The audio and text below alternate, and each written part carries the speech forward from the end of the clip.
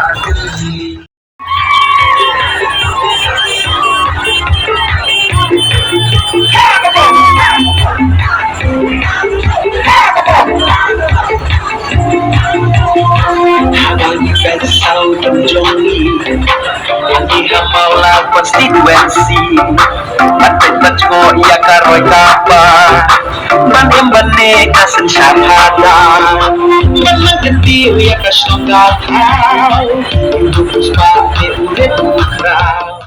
Even after so many years, Meghalaya only has one government medical college. Is this the Meghalaya we want to leave behind for our children? It's time to speak up about the issues blocking Meghalaya's development. Share your suggestions with Modi ji and become a part of Meghalaya's developmental journey. Give a missed call at 8360006060. Together, this 27th February, let's empower Meghalaya. Congress commitment to Meghalaya, an unemployment-free Meghalaya. Congress is committed towards providing a job to every household in Meghalaya. Five commitments na kaseng Congress na kabinta ka 5-star Meghalaya. Ka Meghalaya TMC kan wanlam shapi ka Meghalaya Financial Inclusion for Women Empowerment Scheme. Hapo kani ka scheme on pen poi pisa shi hajating kashi banai kata khat hajating kashi snap shaki kinthei haman la kilong yeng kum kala jingkershan bai banai. Hakane ka apnyo trek urempang John ya kasap jong pi haki artli kisentil bat kershan ya ka Meghalaya TMC.